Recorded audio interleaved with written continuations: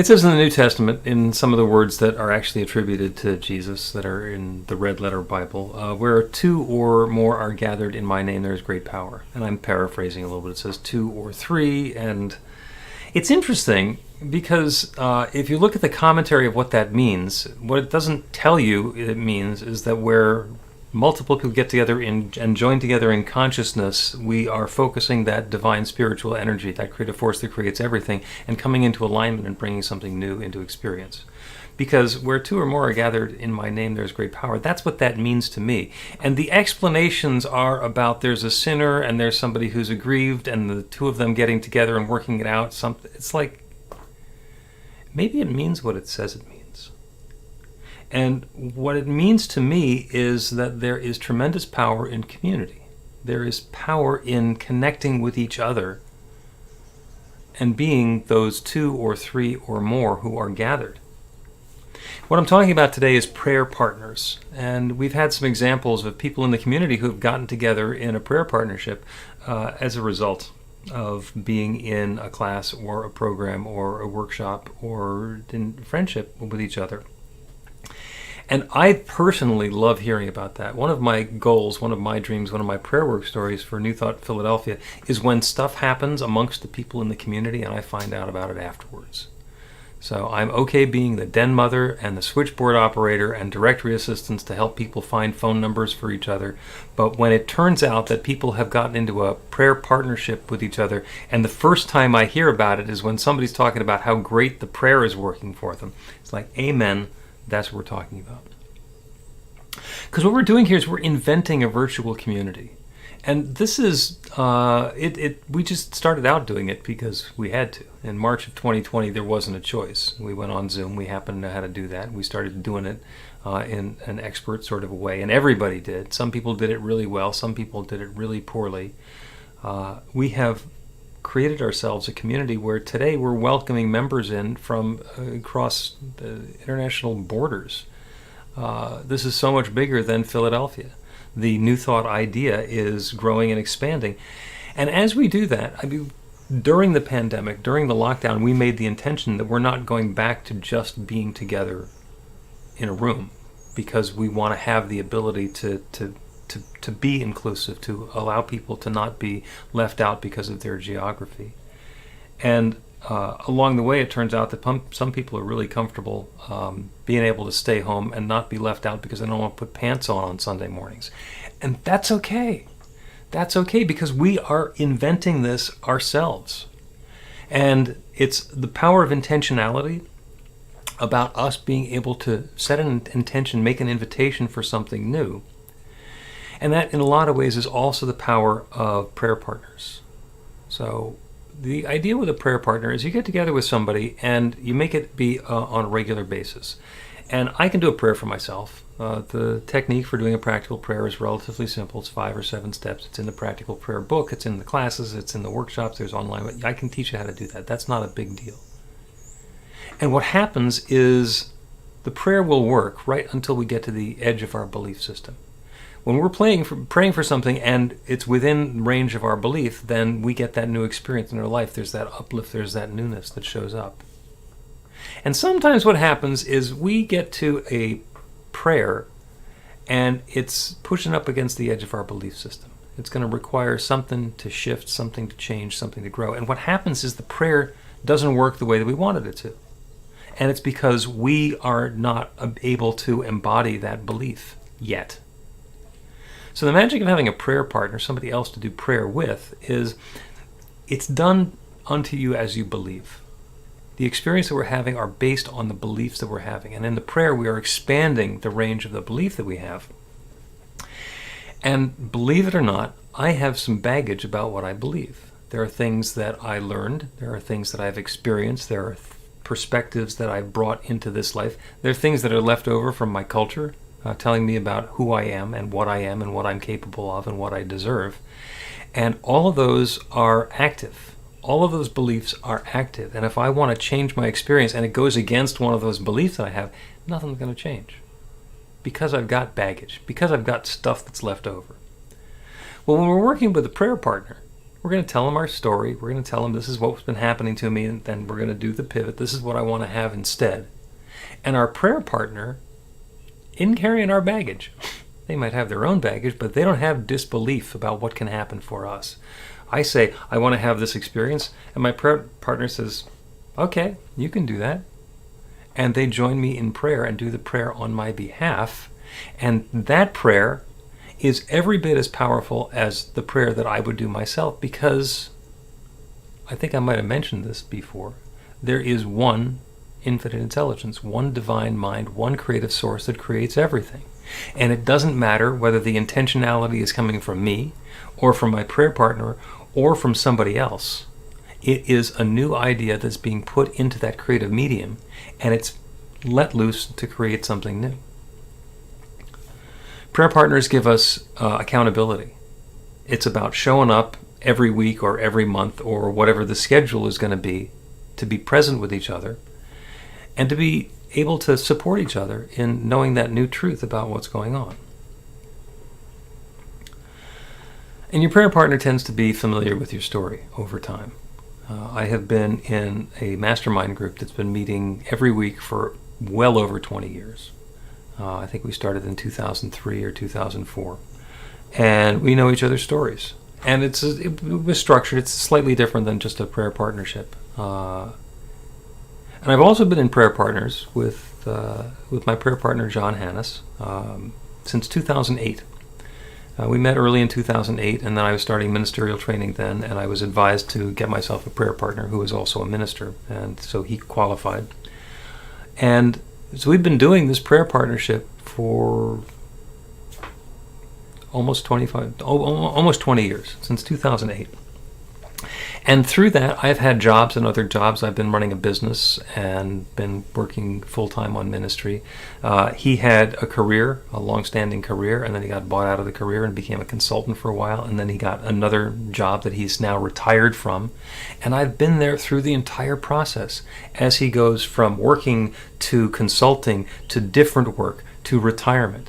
He's had 3 homes that he downsized, and then he and his wife retired onto the banks of the Delaware River, way up in northeastern Pennsylvania. He's had 3 sailboats along the way. I've had the opportunity to go sailing in most of them. And the stories and what's going on for him and the way that he's been able to be present as I've gone through the changes in my life has been a wonderful consistency in our lives.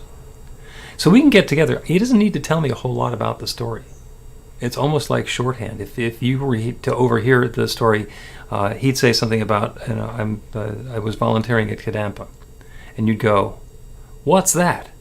And what I know is that he's a religious science minister, and he had been volunteering a lot in his community in Morristown in North Jersey, and then stepped back from that. And after he moved up to his retirement place, it turns out there's a Buddhist temple, a Kadampa Buddhist temple that's about a half an hour, 20 minutes from where he lives. And so he has been studying Buddhism, and he does volunteer work at the temple. So he can just say that offhandedly, and I know where he is. And he has the advantage of having a prayer partner who has been watching him as he's transformed from being a high-tech project manager to being a Buddhist. Those things don't have a whole lot in common. And he's able to bring the gifts and skills and perspectives from each of them into his life. And we're able to support each other. I say this by way of encouraging you to find yourself a prayer partner. And it can be a formal arrangement, or you can just reach out to somebody and say, "Hey, I want to see what this is like to do prayer with somebody else." So the question is, how do I do that? Well, you can take a class. And we're going to run the Beyond Limits class, which is our foundational class in the New Thought practices again this fall, so you can jump into that. And one of the requirements is that you get somebody who you can pray with while the class is going on. It can be informal. If there's somebody who you know from the group or you want to connect with from the group, you can put a chat message in and say, "Hey, you want to get together on the phone and see if we want to be prayer partners," and give it a try. And the answer will either be yes or no, or I can't make the chat work in Zoom. And you can ask for an assist. You can send me an email or give me a call and say, I'm interested in doing this. And I'd be happy to be the switchboard operator, den mother, whatever it takes to get that connection going on. But the idea behind that is to just do it. Give it a try. See what happens. See what happens when two or more gather in the Divine's name and bring something new into your experience. We have practitioners. Call a practitioner. They will be happy to either work with you to do some prayer, or if you and your prayer partner get to the point where you say, I don't know what I'm praying for, or I don't feel like I'm qualified to do this prayer, get a practitioner on the line with you. And they will help you understand how to broaden out what it is that you're setting about doing. Use the Practical Prayer book. There are 40 prayers in there that you can use, and there's a blank line so that you can change the specific affirmation for what it is that you want to create, either for yourself or for your partner.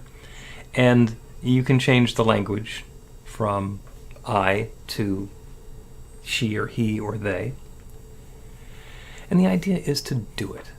So we are going to be also resuming the Power of Eight Circle, which is a way of getting a group together, having somebody identify the prayer that they'd like to do, and everybody putting the energy into that.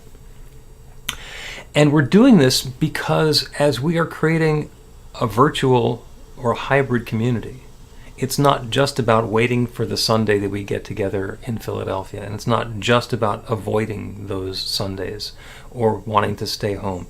It's about being connected to each other and sharing the texture, the tone, the flavor of our lives with each other. A lot of this was inspired by Carolyn Nixon, who was our practitioner. She found us through the meetup during the pandemic, and she had been a practitioner before. She wanted to be a practitioner again. And we created that possibility for her and with her.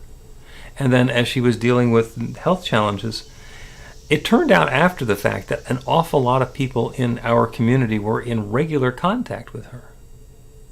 And so we as an organization, the Board of Trustees and the Practitioner Corps, want to make sure that there's a mechanism where we can make sure that other folks have our contact information. So if you've been showing up on Sundays for a while and then you don't show up, somebody can send you an email or text you or make a phone call and just check in and see how are you doing. And beyond that, I don't know what our new hybrid community looks like because it's new. It's brand new. We're making it up as we go along. So we get to do that. So open up to that possibility. See what could be next for you. See what Spirit is telling you. If I say prayer partners, you go, oh yeah, let's do that, then go ahead and do that. And if I say prayer partners, you go, nah, that's not for me, I don't want to do that, I'm not telling anybody my story, then be with that. Find out where that's coming from. Because it might be completely valid, and it might be something left over that's buried in your belief system that has been limiting you. I don't know. But the Divine knows, and the Divine will let you know, because that's what the still small voice is for. So we've got a couple of things that are coming up the first weekend in September. Actually, the second weekend in September. The first one technically is next weekend. We'll be at the Farmers Market in East Falls, and that's going to be a completely in-person event. People get together and buy vegetables and listen to music in the parking lot underneath the US 1 or the Roosevelt Boulevard, depending on which road you think it is. And it's a wonderful opportunity. And since that's our in-person neighborhood, we're going to connect with the folks who are in the neighborhood with us and say, hey, you can come on over to the Falser Club and see us one of the Sundays that we're there. And we're here because this is a spiritual community that works if you're on site or if you're online. And we're also going to have Jerry Troyer, our friend Jerry Troyer, who's the president of the Affiliated New Thought Network, a dear friend of mine. He's coming in, he's going to do the Sunday talk the day after that at Falser, and also hybrid. And he's doing the workshop on being at home in muddy waters. And if you haven't considered taking part of that workshop, go ahead and sign up for it. It is tremendously powerful. It is about getting out of our own way and not pretending like challenging stuff didn't happen, but opening to new possibilities. And in a lot of ways, that's what we're talking about here. There also will probably be an opportunity to connect with a prayer partner, somebody who's been through that experience with you. So allow your spirituality to blossom. Allow yourself to connect in community with another person who's a prayer partner, with a richer community, with an activity. It's up to you. There is something percolating now that's new for each of us. So let's open to it and allow it and be it, and the love flows. We are blessed. And so it is.